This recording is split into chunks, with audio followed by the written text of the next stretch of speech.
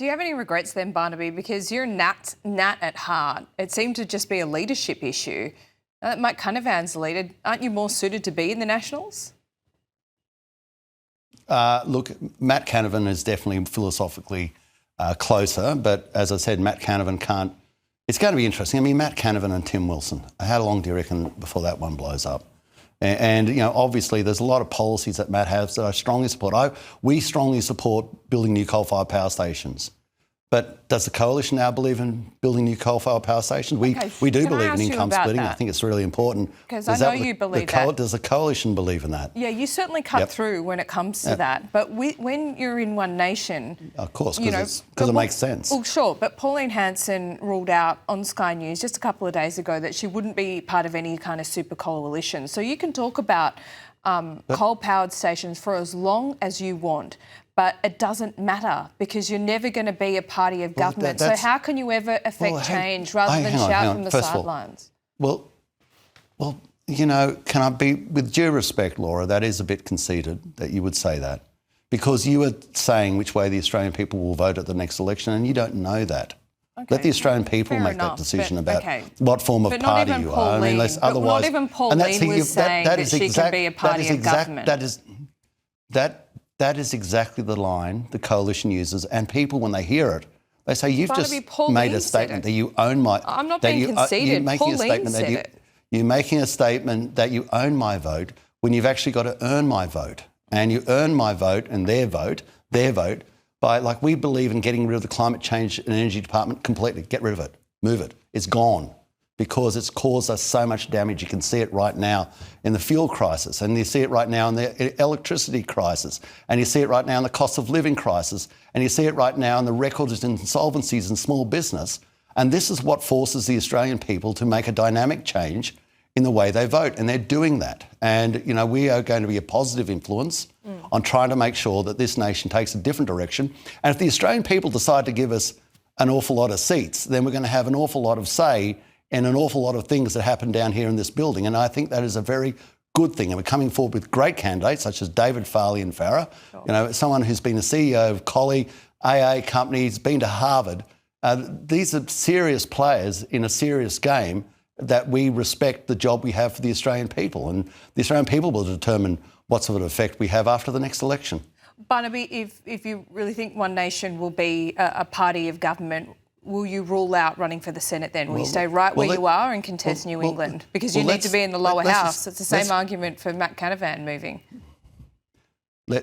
Let's go through that. At the next election, in the current polling, One Nation is currently the second highest polling party in Australia. You would agree with that? Mm-hmm.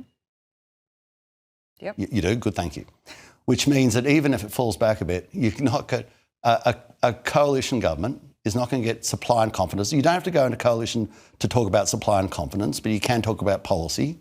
For supply and confidence, there would have to be a reasonable conversation as to how you do it. Now, that conversation, I imagine at the time, is not going to come without conditions on policy, and that's without One Nation having to be in any form of coalition. But quite evidently, right now in the polling, the coalition has no chance, not a chance in Hades, of being able to get anywhere without other people adding to their numbers. They're not even with the Bulls run, just by chance to the Labor Party on very, very, very shaky ground. If you're a lower house member on 32%, you'd be terribly worried as to whether you're going to hold your seat. So will you run in New England, or are you still weighing up the Senate? Look, as I've said, I've made a statement that I'm going to run for the Senate. If I'm in a party, if circumstances change as we get closer, where the party determines that what we need is for me to, have a crack at a lower house seat, then I suppose that's what I'll try. But that's, once more, that's up to the voters in the electorate. It's not up to me. You can say that, and they might decide they've got a completely different idea, and that's where the story ends. And I accept that as well. So you try to do what's best obviously for your electorate, but you do what's best for your nation as well. And if you've got to change course for the betterment of your nation, then you're highly selfish if you don't. Do you want to make Champagne television and commit to a panel with you and Matt Canavan on AM Agenda maybe once a week? Should we do that? Look, there is no doubt, I don't know about every week, but there is no doubt that there'll come a time where Matt and myself will be on the same panel. But We want sponsorship from a major organisation because, yes, it will sell tickets. We all know that. Okay. But I don't know who gets that scoop. You be nice, Laura, and you're in the runnings, but you've got to be nice. Okay. Do you see yourself as a kind of Pine and Miles type outfit? You know, your own show type thing? No, I don't see myself as Christopher Pine in any way, shape or form. I don't know. Christopher is incredibly entertaining, and I'd say, I hope he would say the same, a good friend. But we have character traits which are, let's just say, slightly different. I would say he's more gregarious and I'm more bucolic. But we all have people out there who love us dearly. Yeah, sure. Barnaby, just finally, how's this going to go? Have you thought about, you know, your history with Matt Canavan now that you are firm opponents? How's this debate going to be? Is it going to be friendly but robust? Are you going to make sure it's not personal? No. Might it get personal at times? Well, I think we both know that argumentum ad hominem is the poorest form of debate.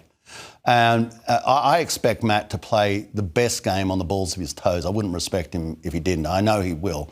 He'll take his best game onto the paddock. And I'll take my best game onto the paddock as well. And that's good for the Australian people. That's good for democracy. That's what they want to hear. It may have been lacking in the past, to be quite frank. And if I can be part with One Nation of leading the national debate on such things as the fuel crisis, as the electricity crisis, as immigration, as the cost of living crisis, as looking after pensioners, as the defence of our nation, and that moves the dial rather than the dial in the past being we've got to win back teal seats or we've got to find a sensible centre, whatever the hell that was, then that's a good thing. We have massive circumstances that are before our nation right now. We've had the first iteration of the craziness of climate policy with the decimation of our fuel industry and going back to 2 oil refineries. And we have the requirement that the Australian people have an epiphany. Otherwise, we are up a dry gully without a paddle or bottle of water. And, you know, that cannot happen to this nation.